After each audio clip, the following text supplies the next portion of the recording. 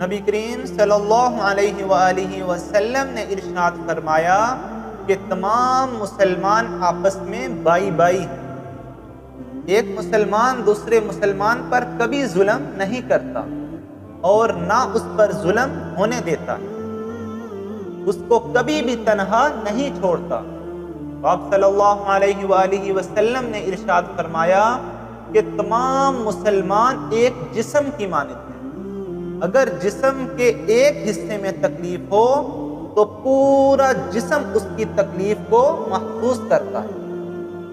مثال کے طور پر اگر ہمارے سر میں درد ہے تو ہمارا پورا جسم اس کی تکلیف کو محسوس کرے گا۔ اسی طرح تمام مسلمان آپس میں بائی بائی ہیں، تمام مسلمان ایک جسم کی مانند ہیں۔ اگر ایک مسلمان کو تکلیف ہو تو تمام مسلمانوں کو اس کی تکلیف کا احساس ہونا چاہیے۔ اور آپ صلی اللہ علیہ وآلہ وسلم نے ارشاد فرمایا کہ جو اپنے مسلمان بھائی کی ضرورتوں کو پورا کرنے میں لگ جاتا ہے، اللہ رب العزت اس کی ضرورتوں کو پورا کرنے میں لگ جاتا ہے۔ اور آپ نے فرمایا کہ جو اپنے مسلمان بھائی کی مصیبتوں کو دور کرے گا، پریشانیوں کو دور کرے گا، مشکلات کو دور کرے گا، اللہ رب العزت قیامت والے دن اس کی مصیبتوں کو دور فرمائیں گے، اس کی پریشانیوں کو دور فرمائیں گے، اس کی مشکلات ساری دور فرما دیں گے۔ اسی طرح آپ نے فرمایا کہ جو اپنے مسلمان بھائی کی پردہ پوشی کرے گا، اگر کسی مسلمان بھائی کا اس کو عیب معلوم ہے، اس کے اوپر وہ پردہ ڈالتا ہے، اگر اپنے مسلمان بھائی کا اس کو راز معلوم ہے اور اس کو وہ راز کو فاش نہیں کرتا، تو اللہ رب العزت قیامت والے دن اس مسلمان کی پردہ پوشی فرمائیں گے، اس کے رازوں کے اوپر پردہ ڈالیں گے، اس کا راز کسی کے سامنے فاش نہیں کریں گے۔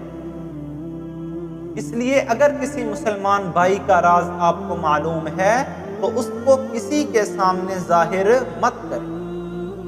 اس لیے ہمیشہ اپنی اصلاح کریں، اپنے اندر دیکھیں، کسی مسلمان بھائی کی طرف انگلی مت اٹھائیں۔ اور کسی نے کیا خوب کہا کہ میں کسی کے میلے کفن کی طرف کیوں دیکھوں، میری تو اپنی قبر کا معاملہ بڑا سخت ہے۔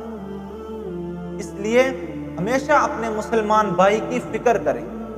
اگر آپ کو کہیں مسلمان مصیبت میں نظر آتا ہے، آپ اس کی مصیبت کو دور کر سکتے ہیں، اس کے کام آ سکتے ہیں، تو ضرور اپنے مسلمان بھائی کی مدد کریں۔ اس لیے کسی مسلمان بھائی پر انگلی مت اٹھائیں۔ کسی کے اوپر انگلی اٹھانے سے پہلے یہ سوچ لیں کہ باقی 4 انگلیوں کا اشارہ آپ کی اپنی طرف ہوگا۔ اس لیے اللہ سے دعا ہے اللہ رب العزت ہم سب کو مسلمان بھائیوں کی مدد کرنے کی توفیق عطا فرمائے۔ اللہ ہمارے دلوں میں اپنے مسلمان بھائیوں کی محبت نصیب فرمائے۔